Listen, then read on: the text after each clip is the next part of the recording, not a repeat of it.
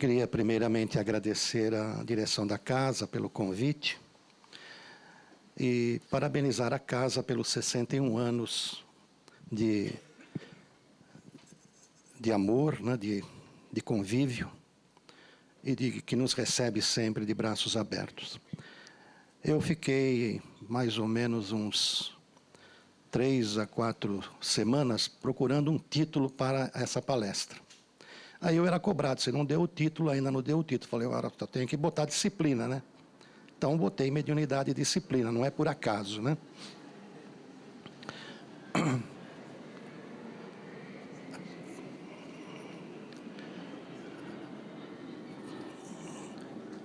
Vocês estão vendo aí algumas figuras que normalmente a gente gosta de ver quando folheia lá em casa os nossos álbuns de fotografias, né? Mas essas pessoas aí têm algo em comum, independentemente da idade, independentemente do sexo, independentemente da cor. Alguém arrisca? Não. Elas têm, todas elas, algo em comum. Hã? Sorriso. Tem alguns aí que não estão sorrindo, eles estão meio... Essa menina aqui, por exemplo, ela não está sorrindo. Olha lá.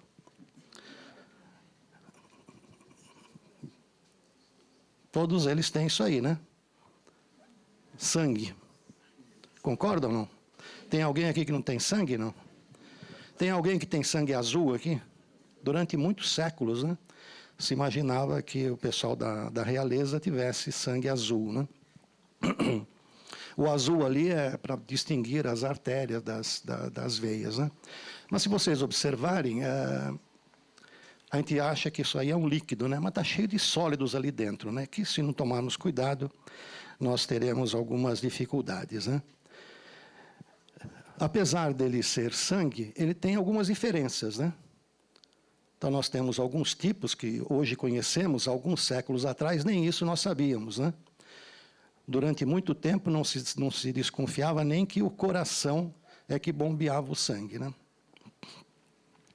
E vocês reparam aí que tem alguns tipos que se sobressaem, né? O O e o A é quase 90%. O O positivo dentro do O é quase também 90%, né? E tem alguns que na doação só serve para eles mesmos. Então hoje nós temos que tomar uma série de cuidados em transfusões, né? Mas isso falando do nosso corpo, né? Do nosso corpo físico. O apóstolo Paulo, lá no versículo 44, no capítulo 15 da primeira epístola aos Coríntios, ele diz o seguinte: semeia-se corpo animal e ressuscitará corpo espiritual. Ele é levado para uma esfera onde ele deteta isso, onde ele vê que existia um corpo, já naquela época, né, há 2000 anos atrás, que não era o nosso corpo físico, que tinha um outro corpo. E ele diz, se há corpo animal, há corpo espiritual. E essa figura nos mostra aí a veracidade dessa informação, que é aquela passagem do Tabor, onde João, Tiago e Pedro vão com Jesus e ele se transfigura, né? Onde aparecem ali Elias e Moisés juntamente com ele.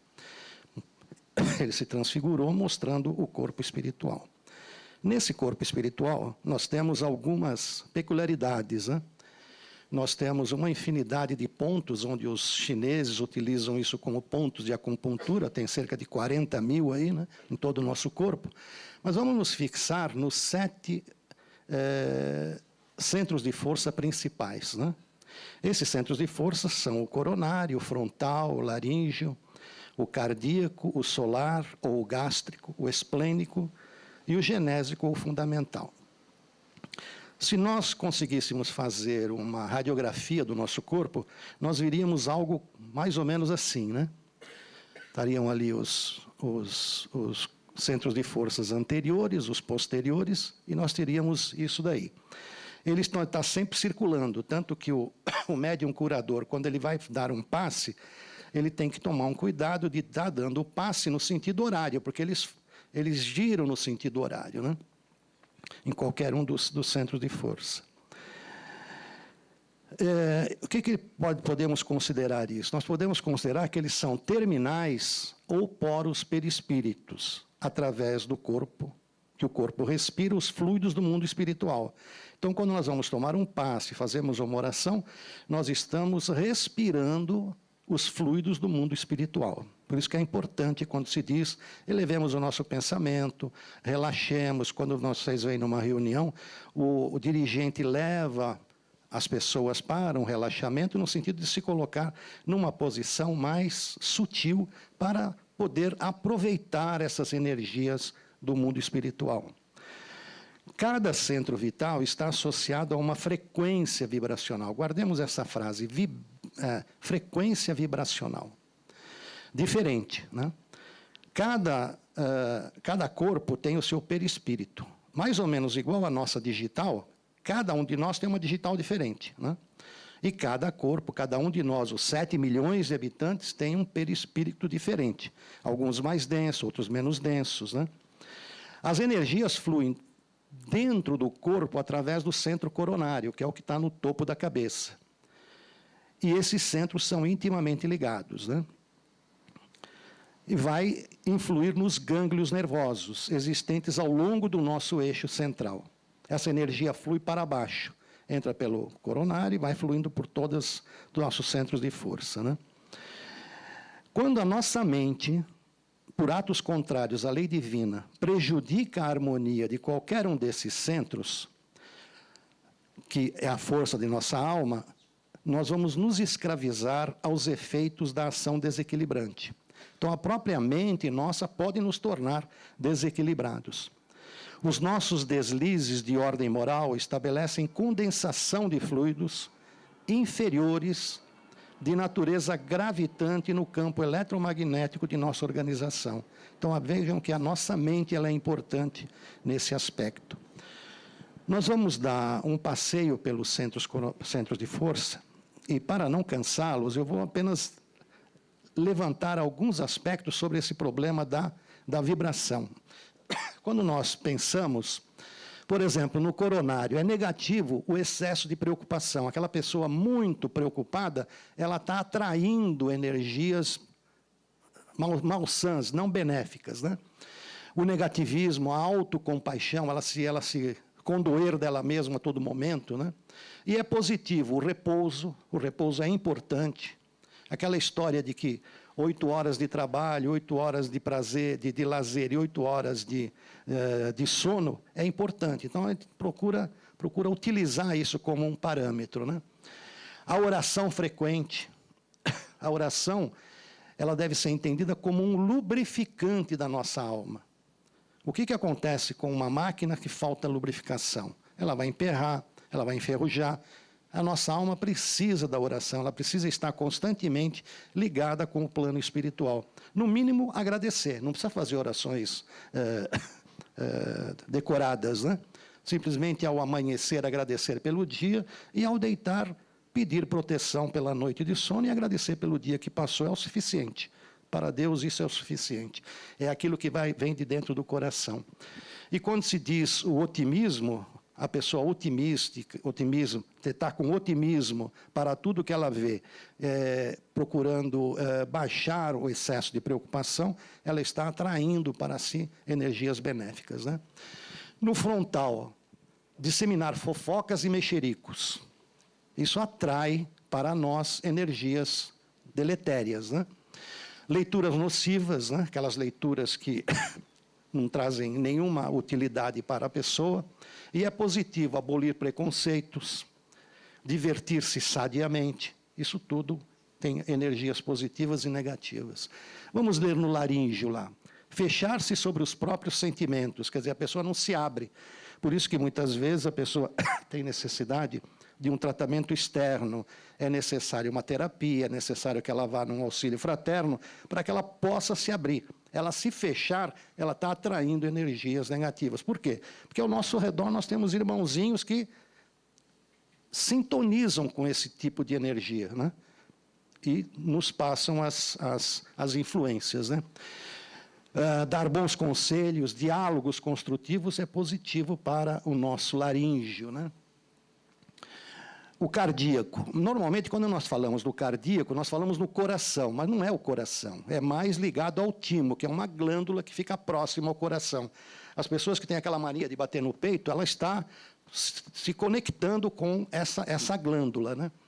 Por exemplo, a preguiça, a mágoa, o ódio, a impaciência, a irritabilidade afetam tremendamente esse centro de força. Pessoa que se irrita por qualquer coisa, né? E o perdão, a tranquilidade e o altruísmo são energias benéficas.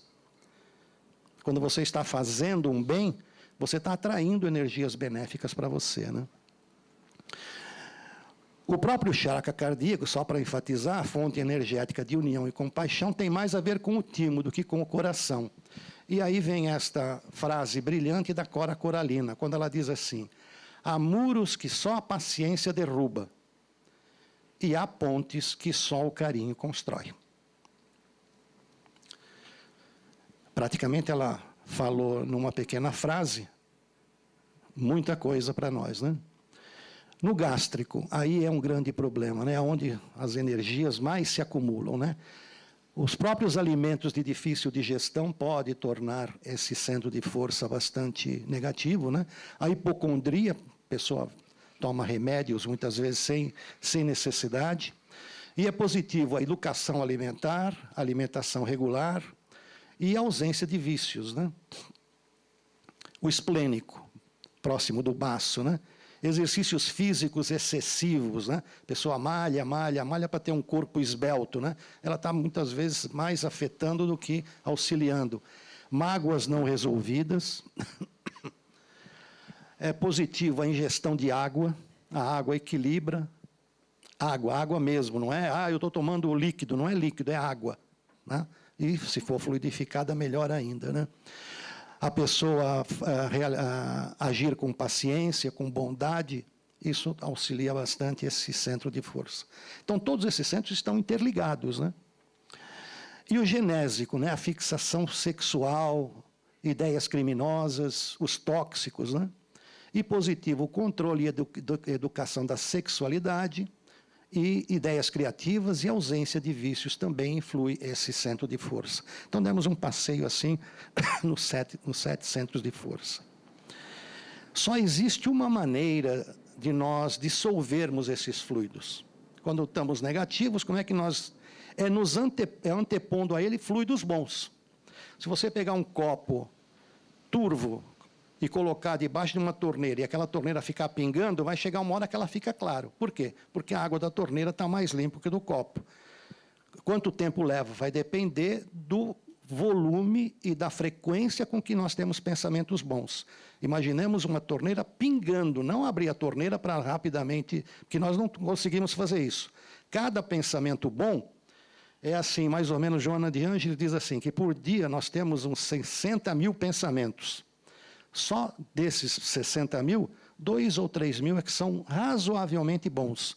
Imagina o que nós pensamos no dia a dia, né? É só nós pegarmos um caderninho e irmos anotando, faz uma experiência, próxima meia hora. Cada pensamento você coloca uma página negativa e positiva. Vai botando uma cruzinha ali. Vê o que vai acontecer com as cruzinhas do lado negativo. Aí você tem uma ideia pálida do que a gente pensa quase que constantemente. E isso é um hábito, né? É um hábito. Todavia, para que o medianeiro possa doar fluidos, agora é para os médiuns, né? Para que ele possa doar fluidos, é importante que ele tenha fluidos bons. E só tem fluidos bons quem vive bem, né? Com pensamentos bons. E o Allan Kardec diz lá que somos cobrados não só pelo mal que fazemos, mas também pelo bem que deixamos de fazer. E ele dá uma recomendação: estudem antes de praticar, porque é a única forma de não adquirirem experiência através do próprio sofrimento. Então, ele sempre recomenda o estudo, né? O estudo. Esse nosso amigo aqui, Dr. David Hawkins, ele faleceu em 2012, ele era um médico psiquiatra espiritualista. E ele estudava muito a questão de energias. Olha o que ele aprontou. Ele usou as cores, das 7 cores, e começou a estabelecer uma escala de emoções. Ele começou a perceber, pela sua pesquisa, que existem pessoas que ficam constantemente vibrando baixo, né? Então, por exemplo, aí ele numerou tudo isso aí. número 20 para vergonha, 30 para culpa, 50 para apatia, e foi numerando. Só que essa escala não é numeral. Não é que a culpa tem uma energia 50% maior do que a vergonha. Ela é uma escala logarítmica, onde significa que esses números são a potência de 10. Então, o que ele diz? Que a população do planeta, os 7 milhões de habitantes, vibram abaixo do 200. A grande maioria. Quando nós começamos a pôr a cabeça para fora da água, começamos a ter coragem, nós começamos aqui para o 200. E aí vamos subindo, vamos subindo. E ele diz mais ou menos o seguinte, se nós temos aí, pega o Morumbi, está lotado lá de gente, lá 80 mil pessoas no Morumbi, todas elas vibrando nessa faixa aqui, ó. Um está triste, outro está apático, outro tem culpa, um tem desejo, um tem raiva. Se o time está perdendo, então, começa a aumentar a raiva, né? Ele falou, se nós botarmos uma pessoa sentado lá naquele onde tem a bola para dar a partida no futebol, e ele estiver vibrando nesta faixa aqui da aceitação, da razão, ele equilibra aqueles 80 mil. Então, vejam, quando você faz uma prece, você está ajudando muitas pessoas, está ajudando o teu bairro, está ajudando a tua cidade. Então, quando se diz que quando você faz o evangelho no lar, você está atraindo energias boas, não só para a tua casa, mas para todo o teu bairro. Isso é uma verdade. E está explicado cientificamente através de uma escala dessas, né? O que ele diz mais? Essa mesma escala, ele fez isso aqui. Ele diz assim, quando nós estamos vibrando até o 100, nós estamos contraídos. E é fácil, né? Se eu tenho culpa, se eu estou com vergonha, se eu estou com medo, a pessoa se fecha. Aí você começa a se abrir, você só vai se expandir quando estiver lá no 500. Quando você começar a sentir amor incondicional, aí você começa a se expandir. Por enquanto, você fica no neutro aqui, né? Aí ele criou mais uma tabela. Nessa tabela, nós poderíamos ficar aqui até às 20 horas hoje, né? E depois eu continuaria a palestra até às 24. Ele diz assim, ó, está ali a mesma escala, a escala de frequência, então a pessoa tem vergonha. Como é que ela age? Ela se sente humilhada. Qual é o processo que ocorre? Ela quer eliminar alguma coisa. Ela pode ir até o suicídio, né? Ela tem culpa. O que ela quer quando é com culpa? Ela sente que o mundo todo tem maldade. Então, ela quer destruir, ela quer acusar, né? Aí vão lá para o medo. O medo gera ansiedade. Medo gera ansiedade, o que ele quer? Ele quer sair, a pessoa quer fugir do problema. E aí vai subindo, chega na coragem, que é o 200, né? Quando você começa a ter coragem, você começa a sentir que as coisas começam a ser possíveis, ter viabilidade, você começa a se afirmar e começa a se fortalecer. E vai indo, e vai indo, e vai indo. Essa tabela vai ficar aí, vai estar no site depois, quem quiser utilizar. Ela é muito prática para se fazer até reforma íntima, né?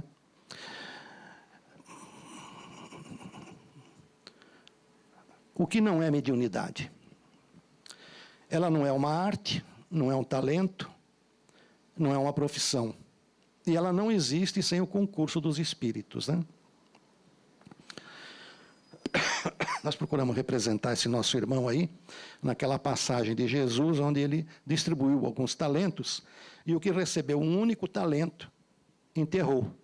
Então, é uma sugestão de que, por mais que a gente ache que muitas vezes não tem mérito nenhum, pelo menos você tem um talento, né? Sorria, né?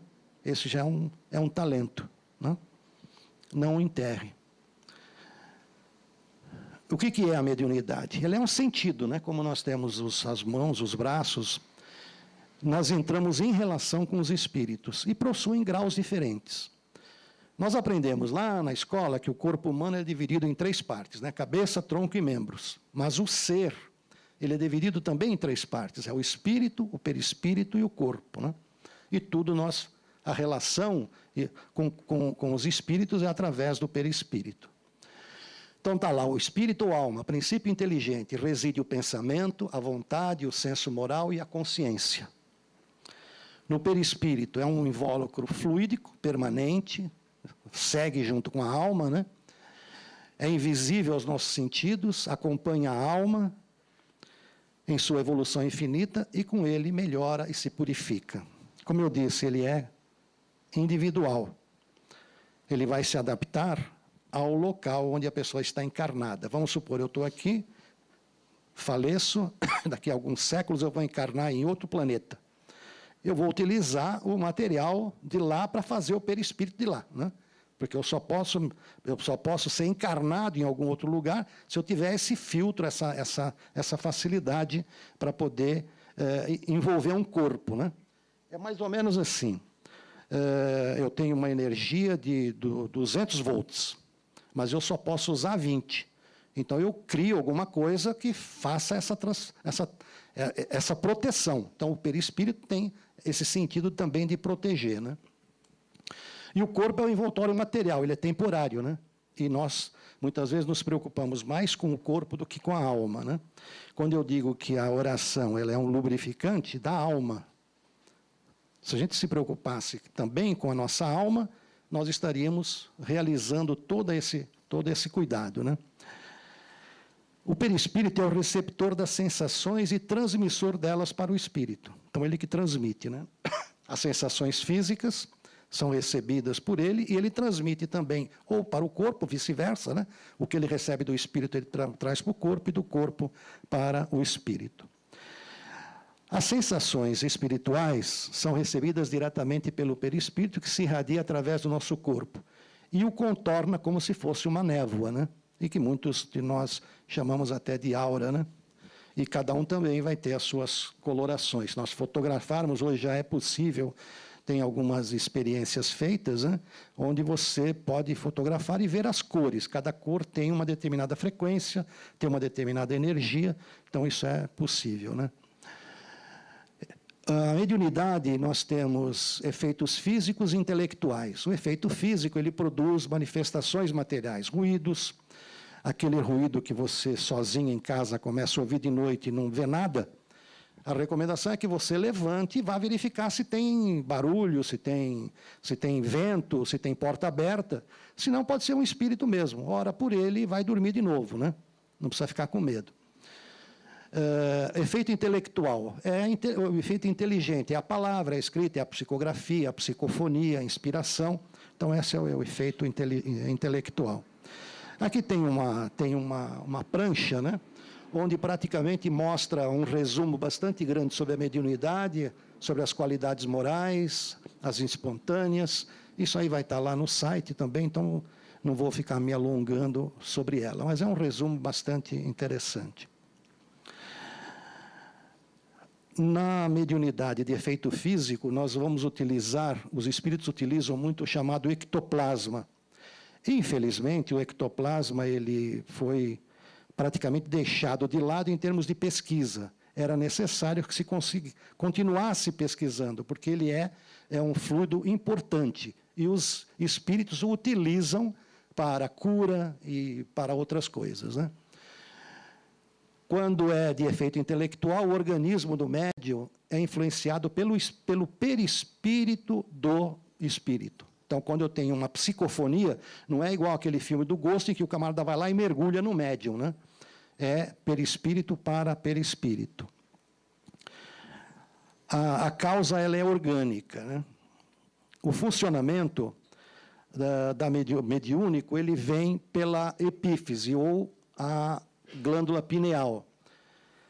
Tem alguns estudos feitos aí pela Universidade de São Paulo que a pineal, até há pouco tempo, na verdade, ela só era vista em cadáveres, né? No momento em que a pessoa ia dissecar um cadáver, é que verificava a pineal. E começaram a verificar que, por exemplo, nas crianças ela tinha um determinado volume, e à medida que a pessoa envelhecendo, ela ia reduzindo. Então, se achava que aquilo a tendência era desaparecer. Mas se constatou que não é verdade. Ela é como se fosse um telefone que, quando o espírito quer se comunicar conosco, ela é o telefone que a gente atende, né? Ela desempenha um papel importante, são forças equilibradas, a mente humana intensifica o poder de emissão e recepção de todos os raios. Está lá no Missionário da Luz, pelo espírito do Alexandre, com o André Luiz, né? nós exercemos e sentimos e recebemos influências positivas e negativas, né? Essa figura ela é tradicional, né? Quando nós damos atenção ao que é bom, ao que é ruim, a gente coloca sempre um anjo de um lado e o diabinho do outro, né? Ele é bastante sugestivo, mas ela é importante para que a gente fixe o conceito, né? Por exemplo, positivas, espíritos protetores, familiares, simpáticos, é aquela sensação agradável que você sente, é a aproximação de um espírito benfeitor.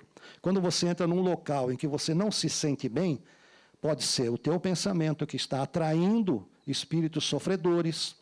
Não é, às vezes, o ambiente que está ruim. Você está tendo facilidade de simpatia para aquele espírito que precisa de ajuda. Então, vibre por ele, ora por ele, né? Existe uma lei de afinidade fluídica e de afinidade moral. Existe uma diferença. A lei de afinidade fluídica eu tenho que ter uma determinada vibração, o espírito tem que ter uma vibração em que haja uma afinidade entre nós. Às vezes eu quero receber um espírito, quero conversar com ele, e não há afinidade. Ele não está afim de conversar comigo, porque não tem afinidade fluídica, né? Já a afinidade moral é quando a gente quer a proteção. Então, a nossa moralidade vai melhorando, isso vai atraindo os bons espíritos. É aquilo que o Emmanuel falou para o Chico, né? Quando ele perguntou: ô Emmanuel, como é que eu me livro dos obsessores e do mau espírito? É atraindo os bons.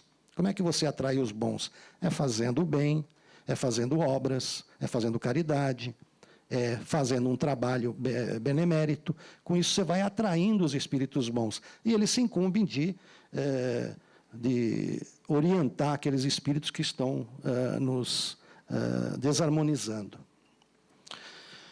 E a Sheila nos traz uma mensagem assim: não subestimes o valor das pequenas coisas no campo moral.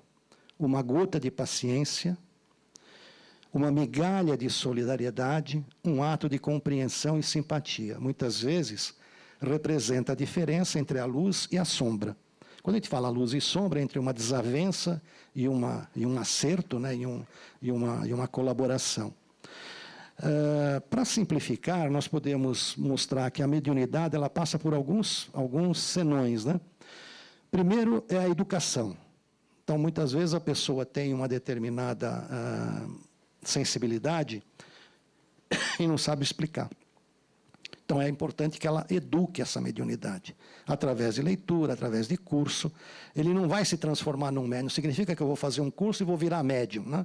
Pode não acontecer, mas ele está se educando. No mínimo, está se educando para a vida dele. Agora, ele quer trabalhar, ele tem que desenvolver. Vamos ver como é que ele desenvolve.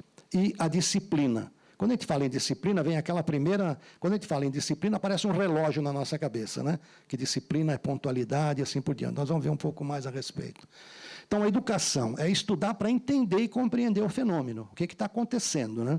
Com a família, com a filha, ou com você mesmo. Desenvolvimento, aprender a usá-la, é cultivar. A palavra cultivar é fundamental nesse momento. E a disciplina... eu encontrei numa palestra, uma senhora de uns 60 e poucos anos, que é uma monja budista. E ela tem lá, quem quiser procurar no YouTube, ela fala sobre a disciplina. E ela usa a palavra intimidade. O que é essa palavra intimidade? É mais ou menos assim: você vai desenvolver uma atividade... enquanto você não cria intimidade com aquela atividade, você não está conseguindo obter o resultado, não está conseguindo se desenvolver. E isso vale para qualquer coisa, para o profissional, para uma atividade mediúnica e assim por diante. Por exemplo, o nosso amigo Neymar lá, ele é um grande futebolista. A bola parece que gruda no pé dele. Não é que ele usa super bonde. Acontece que ele vai treinar, ele vai se tornar íntimo. A bola é íntima dele, parece que a bola gruda no pé dele. Vários jogadores que nós conhecemos têm essa facilidade, né? O nosso amigo André Luiz, nos Domínios da Mediunidade, ele mostra que a necessidade que nós temos é de asilarmos o Cristo no nosso coração. É a evangelização, né? Senão nós ficaremos desorientados ao toque de fenômenos. Então, estudei a doutrina espírita, mas devo exercê-la dentro de um nexo cristão, né? Então, ele diz assim: sem noção de responsabilidade, sem devoção à prática do bem, sem amor ao estudo, sem esforço perseverante em nosso próprio buliramento, é impraticável nós peregrinarmos para cima da vida, para a nossa evolução. E ele ainda continua dizendo que o ceareiro do Cristo é sempre um servo, né? Nesse aspecto é de grande relevância a necessidade de autoevangelização. E o Paulo, lá na primeira epístola aos Coríntios, ele fala assim: a manifestação do Espírito é concedida a cada um visando um fim proveitoso. A mediunidade não pode ser praticada à toa, de forma desordenada. Há um objetivo, há necessidade de um plano, né? De uma meta maior. Para que você está fazendo aquilo, né? E o que é cultivar? Lembra que eu falei lá que para desenvolver nós precisamos cultivar, né? Então, existem algumas virtudes que nós temos que ter em mente. Eu listei aí cerca de 5 delas. É a paciência, a perseverança, a boa vontade, a humildade e a sinceridade. São virtudes, né? A paciência, muitas vezes, leva meses, anos, leva a encarnação inteira, se não leva várias encarnações, né? É aquele olhar para dentro, né? A perseverança é fazer as coisas com persistência. Por mais difícil que seja, é persistir e não parar, né? A boa vontade é sentir prazer. A mediunidade tem que ser prazerosa. Se ela não for prazerosa, tem alguma coisa errada. Então, você vai passar por um tratamento espiritual para que você entenda por que está acontecendo contigo. Humildade. Reconhecer que tudo vem de Deus, né? Nada vem de nós. Então, é procurar ser útil. E a sinceridade é a fidelidade, é ser fiel, autêntico, leal, franco e cordial. Aí os espíritos, quando o Kardec pergunta quais são as qualidades de um bom médium, e eles respondem: um bom médium é raro. É bom a gente fixar essa frase, porque essa palavra nos torna sempre responsáveis por estar constantemente estudando, constantemente lendo, constantemente dialogando, porque a palavra raro ela fica no nosso aquela pedrinha no sapato, né? Então, o que é o... Mas eles não deram só isso. Eles falaram: bom, tá bom, você quer ser um bom médium? Então você tem que ser sério, você tem que ser modesto, tem que ser devotado, tem que ter segurança quando você fizer as coisas, você tem que ser abnegado, né? Segundo o nosso amigo Mayuri, parece que todo médium tem medo de chuva, né? Por isso que o nosso templo está meio vazio, né? Choveu hoje, então a maioria não veio, né? Desinteresse, né? Então, a seriedade serve ao bem com fim útil. Modéstia é um simples instrumento, sem vaidade, sem orgulho. Devotamento, servo do Senhor, dedicado. Segurança, tem que ter confiança para poder obter a assistência do plano espiritual. Senão nós vamos ter assistência do plano espiritual, só que possivelmente não dos bons espíritos, né? É só lembrar da escala espírita lá, tem os imperfeitos, os mais ou menos, até os bons, né? Abnegado, sacrifício, renúncia a prazeres e os hábitos, né? A gente está constantemente testando e modificando os nossos hábitos. E o desinteresse é aquela frase tradicional: dar de graça o que de graça recebeste, né? Não esperar agradecimento. O dar de graça não é só receber alguma coisa.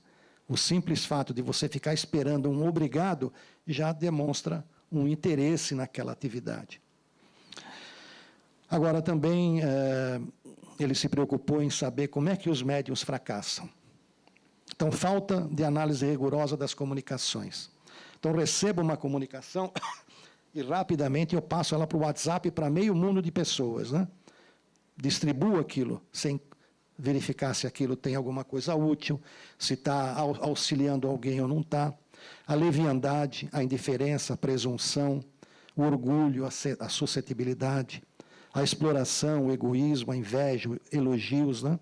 Então, quando falta uma análise, possivelmente entra num problema mais sério, que é a da mistificação. A leviandade é coisas fúteis, né? A indiferença, não aproveita os conselhos. Né? Então, aquilo que eu estou pensando é aquilo que vale. A pessoa está falando alguma coisa, um fala, outro fala. 10 pessoas falam quase que a mesma coisa, mas eu continuo com a minha ideia e não abro mão. Né? Presunção, acreditam-se infalíveis. Orgulho, eu não tenho mais nada a aprender, eu já tenho 40 anos de mediunidade, já li tudo, então não tenho mais nada a aprender. A todo momento que a gente volta a ler os primeiros livros, parece que a gente não leu nada, porque novas coisas estão ali, porque já passou muito tempo, né? Suscetibilidade, excessivo amor próprio e intolerância, né? A exploração reforça o egoísmo, e o egoísmo esquece que a gente tem que servir. A inveja, a pessoa é falta de esforço, né? Muitas vezes a pessoa tem inveja quando ela podia também estar se esforçando para atingir aquilo que ela está tendo inveja do outro. O invejoso, normalmente, ele não quer o que é do outro. Ele quer destruir o que é do outro. Esse é o aspecto do invejoso, né? Elogios alimenta o orgulho e desperta o amor próprio. Então, acaba patinando, né? Vamos falar um pouquinho agora sobre um dos temas da palestra, que é a disciplina. A disciplina tem, no dicionário, fala muito em ensino, em instrução, educação. A gente chama até qualquer coisa que a gente vai aprender, a gente chama aquilo como uma disciplina. Né? Estou estudando física, estou estudando química, estou estudando biologia, a gente chama aquilo de disciplina. A palavra é bastante ampla. Mas esse nosso irmão aí, William Bennett, ele escreve muito para os nossos irmãos católicos, né? E eu encontrei ele dizendo 3 coisas sobre a disciplina.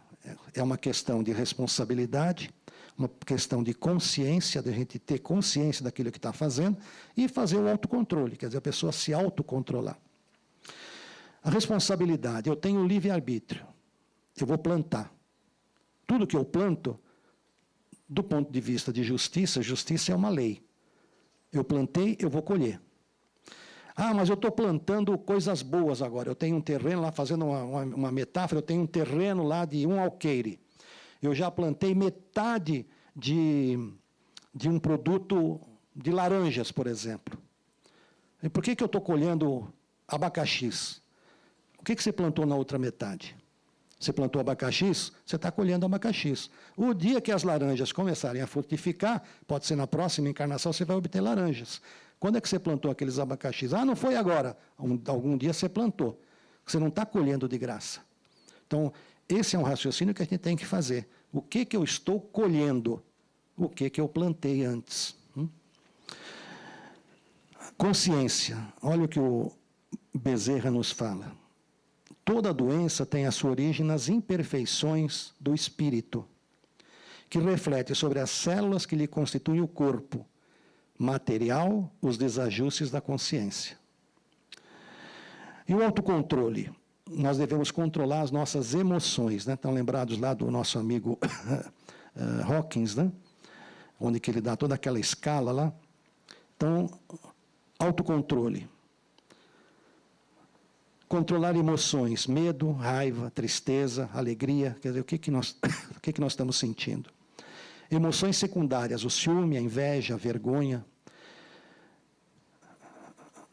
As emoções determinam as nossas ações, tanto para o bem quanto para o mal.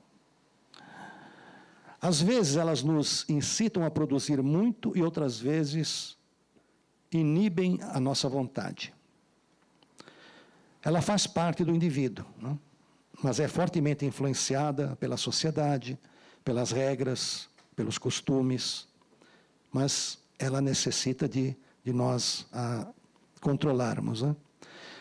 Disciplinar-se é tornar-se discípulo de si mesmo. Vamos ver o que o Divaldo fala sobre a disciplina.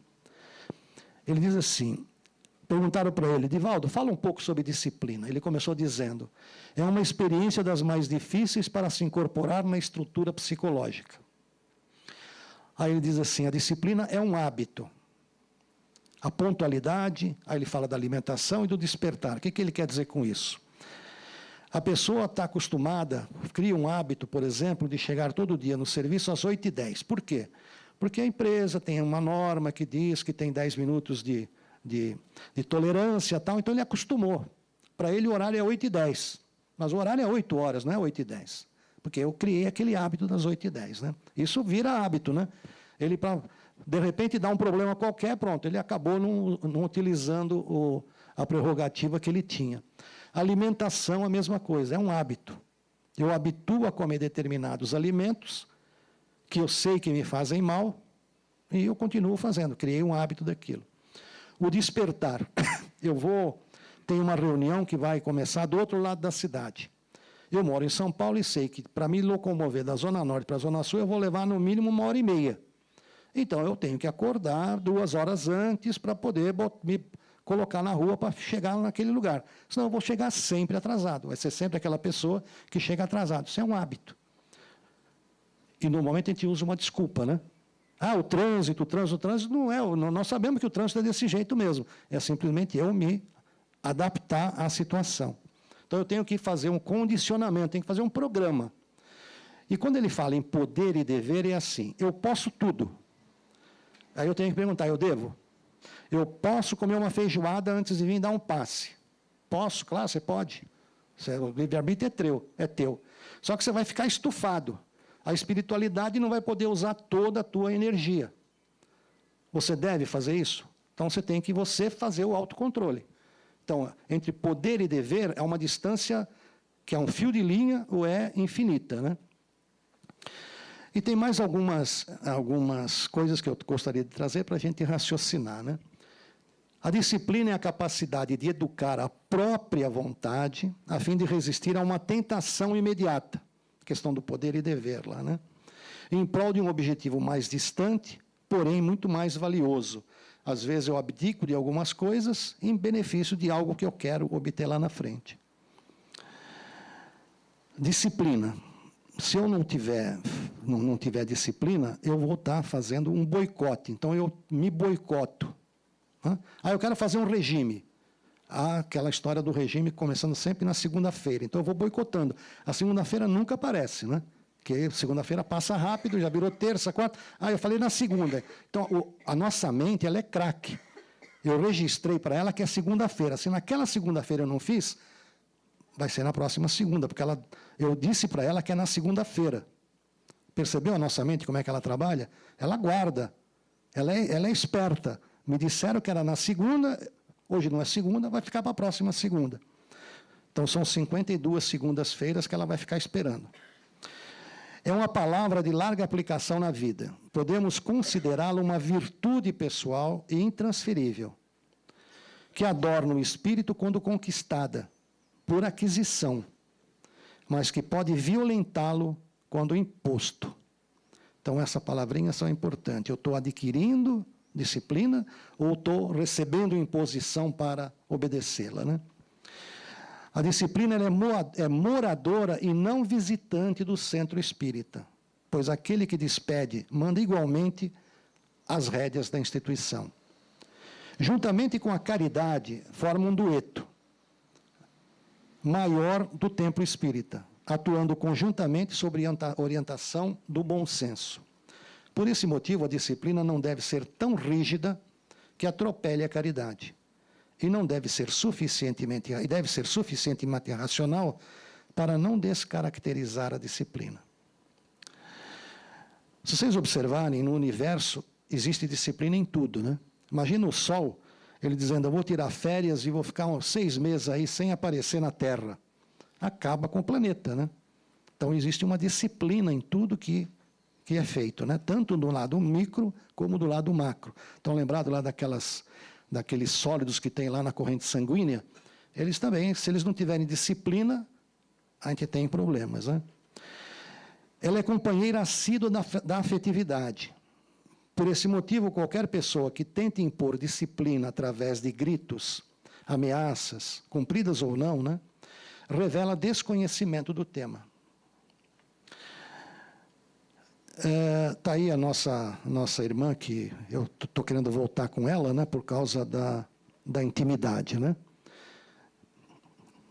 Ela falou que disciplina é a palavra intimidade. Nós podemos entender o seguinte: o que é intimidade? Falei do futebol, né? Vamos usar um pouco mais próximo, né? Foi feita uma pergunta para um violinista famoso: por que você treina todos os dias? Você já é famoso e todo dia você está treinando. Por que você faz isso? Aí a resposta: se eu parar um mês, o público percebe. Se eu parar uma semana, o maestro percebe. Agora, se eu parar um dia, eu percebo. Nós estamos falando de intimidade. Ele tem intimidade. Para ter intimidade, ele tem que estar todo dia lá tocando aquele instrumento, mesmo já sendo um virtuoso. Né? Então, isso é a questão da intimidade. Agora, muitas pessoas aqui têm um sonho, né? E aquele sonho que vai ficando, vai ficando, vai ficando, vai ficando, e não se torna nunca realidade. Existe uma distância, e tem um nome essa distância, entre o sonho e a realidade. Essa distância chama-se disciplina. Essa senhora, ela teve um filho. Esse filho, em criança, morava numa ilha lá no meio do Oceano Atlântico, e ele tinha tudo, por ser pobre, para ser um viciado.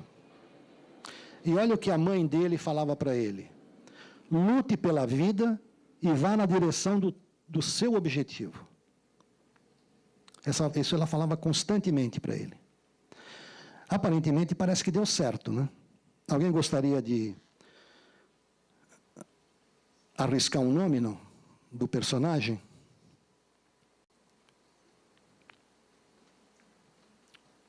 Pode ser um cientista, pode ser um músico, pode ser um roqueiro, mas pode ser um futebolista também, né? Está ele aí, ó. Alguém conhece esse personagem? Parece que deu certo na vida dele, né?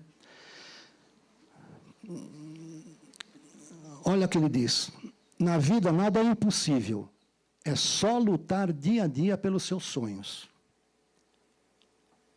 Só lutar dia a dia é disciplina. E ele vai mais ainda, diz assim: sem disciplina, o talento não serve para nada. Então, ele é talentoso, mas ele sabe que se ele não ficar diariamente lá brincando com aquele pedacinho de couro, ele não vai servir para nada. Não vai ganhar os prêmios que ele vem ganhando, né? E o Chico nos traz o seguinte: quem abandona o cultivo de si mesmo, permite que o matagal de suas imperfeições tome conta da alma. Sem disciplina, o espírito não avança. Isso é o Chico falando. Então, estamos falando de intimidade. Agora, sabe o que separa o teu sonho da realidade? Aquela desculpa. A gente sempre arruma uma desculpa, né? A principal delas tem a ver com não tenho tempo. Por que você não faz isso? Não tenho tempo. Todo mundo tem o tempo igual. Por que para uns dá certo e para outros não? É uma questão de analisar e de estudar. Agora, vamos ver o que foi dito. Olha, quando queremos realmente alguma coisa, devemos marcar dia e hora. Eu quero fazer aquilo, marca o dia que você quer que aquilo aconteça. Marca o dia e hora. Desse modo, a mensagem fica gravada no subconsciente e acaba ocorrendo. É aquela história da nossa mente, do subconsciente. Ele é obediente. Então, nós temos que fazer com que aconteça. Quando nós não queremos que aconteça, nós dizemos amanhã, talvez. Né? Então, comece a observar o nosso linguajar. As nossas palavras também são sérias. E quando eu falo amanhã, estão lembrados da segunda-feira? A mente guarda amanhã. Para ela é tudo amanhã. Amanhã, amanhã, amanhã. Virou amanhã sempre, né?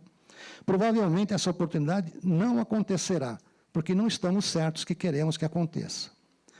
Sempre que queremos algo, devemos utilizar o tempo como prioridade.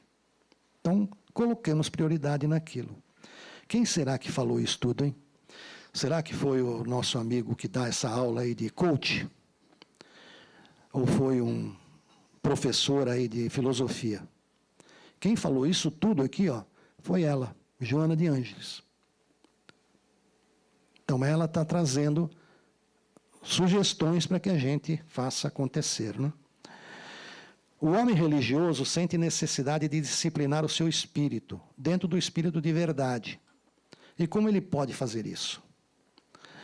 Quando Jesus menciona porta estreita, o negar a si mesmo, tomar a sua cruz, será que ele não está falando de renúncia, que é uma companheira da disciplina?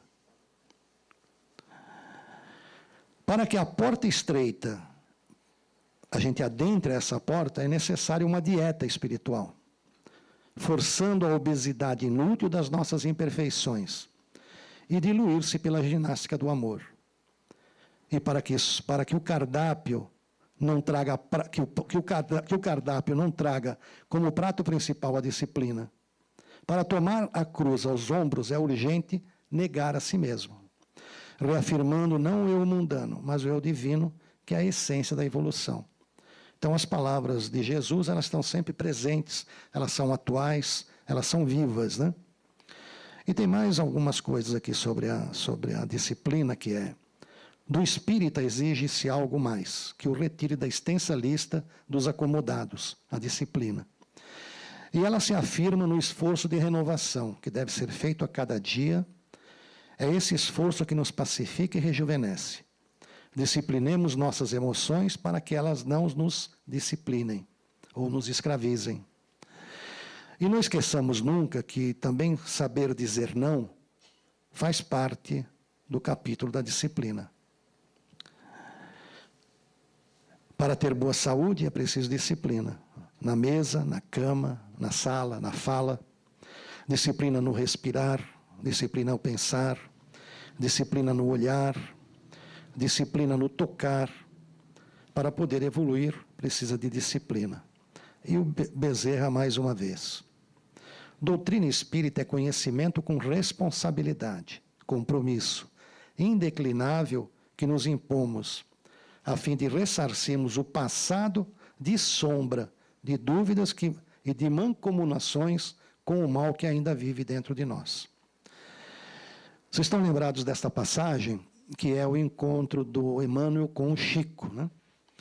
E o Emmanuel faz a ele uma pergunta, ele se apresenta, o Chico consegue vê-lo pela vidência, e ele faz uma pergunta, diz assim: você está realmente disposto a trabalhar na mediunidade com Jesus? E o Chico responde que sim, né? Então ele falou, então você trabalha, estuda e se esforça no bem, além de respeitar 3 pontos básicos. Ele perguntou, quais são? Ele falou, disciplina, disciplina, disciplina. Quando a gente lê essa frase, parece brincadeira, né? Que o Emmanuel está enfatizando. Disciplina, você não ouviu? Eu vou falar de novo, disciplina. Mas não, são 3 disciplinas diferentes, em que ele falou na primeira frase. Ele está repetindo a primeira frase. Então, vamos lá. Disciplina. Estudar, adquirir conhecimento. Disciplina. Conhece-te a ti mesmo. Disciplina. Pratica. Exercício responsável. Então, está lá. Trabalhe, estude e se esforce no bem através do conhecimento de você mesmo, né? Então, o bom espírito não é somente aquele que faz o bem, mas, acima de tudo, que te ensina a fazer o bem aos outros, para que ele também seja um bom espírito. Não é a mediunidade que te distingue, é aquilo que fazes dela. São frases que o Emmanuel falava para o Chico. E o Leon Denis nos traz no livro O Invisível, a boa mediunidade se forma lentamente no estudo calmo, silencioso, recolhido, longe dos prazeres mundanos e do tumulto das paixões.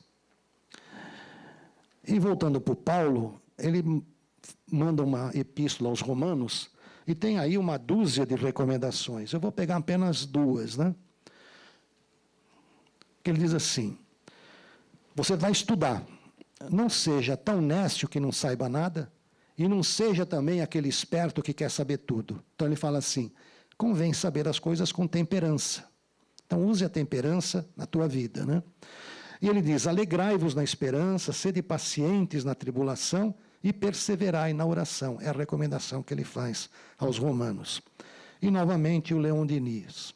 A razão e a consciência não só guiam a nossa apreciação e nossos atos, mas também são os mais seguros meios para adquirir-se e possuir-se a verdade.